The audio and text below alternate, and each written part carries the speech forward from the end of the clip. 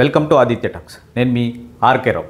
ఈరోజు మనం చర్చించుకుపోయే అంశం ఏంటంటే ఆంధ్రప్రదేశ్లోని కూటమి ప్రభుత్వంలో ఉన్నటువంటి ఎమ్మెల్యేల పనితీరు, ఆయా నియోజకవర్గంలో నడుస్తున్నటువంటి అభివృద్ధి గురించి మనం చర్చించుకోబోతున్నాం.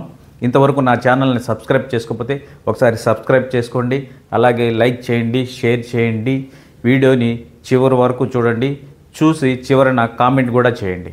మనం చర్చించుకుపోయే నియోజకవర్గం గురించి మాట్లాడుకోబోయే ముందు ఒక విషయం అయితే గుర్తుకు తెచ్చుకోవాలి. శ్రీ వీరబ్రహ్మేంద్ర స్వామి వారి కాలజ్ఞానంలో ఒక మాట చెప్పడం జరిగింది. కావలి కనకపట్నం అవుతుంది, కావలి కనకపట్నం అవుతుందని ఆయన చెప్పడం జరిగింది. అదేవిధంగా కావలి ఈరోజు కనకపట్నం దిశగా అభివృద్ధి చెందుతూ ఉంది. ఆ అభివృద్ధిలో భాగం పంచుకున్నటువంటి ఎమ్మెల్యే గారి గురించి మనం ఈరోజు మాట్లాడుకుందాం.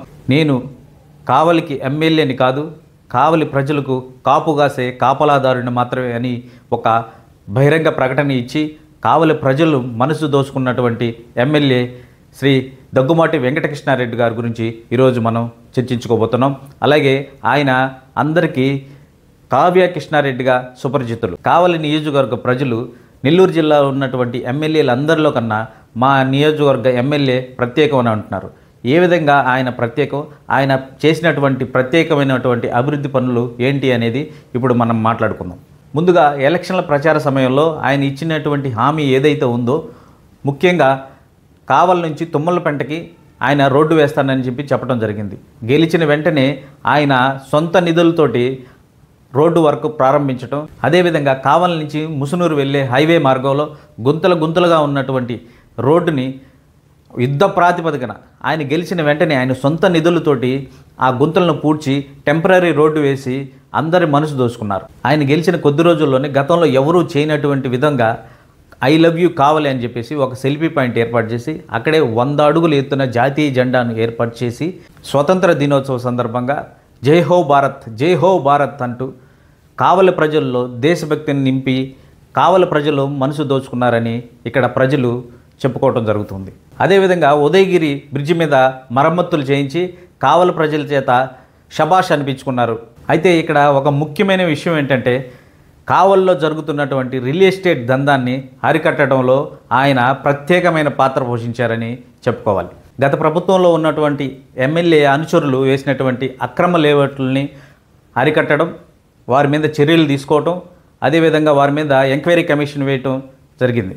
ఈ మధ్యనే ఒక అంశం చర్చనీయాంశంగా ఉంది. ఏంటి అంటే ఈ రియల్ ఎస్టేట్ దందా వ్యాపారులు ఎవరైతే ఉన్నారో వారు అందరూ కలిసి ఒక 30 కోట్ల రూపాయలతోటి ఎమ్మెల్యే గారికి లంచం ఇచ్చేదానికోసం వారి ఇంటికి వెళ్ళారని, అయితే ఎమ్మెల్యే గారు వారిని వారి ఇంటి గేట్ లోపలికి కూడా రానివ్వకుండా గేట్ బయట నుంచే వెనక్కి పంపించడం జరిగిందని చెప్పేసి కావలి ప్రజలు ముఖ్యంగా చర్చించుకుంటున్నారు.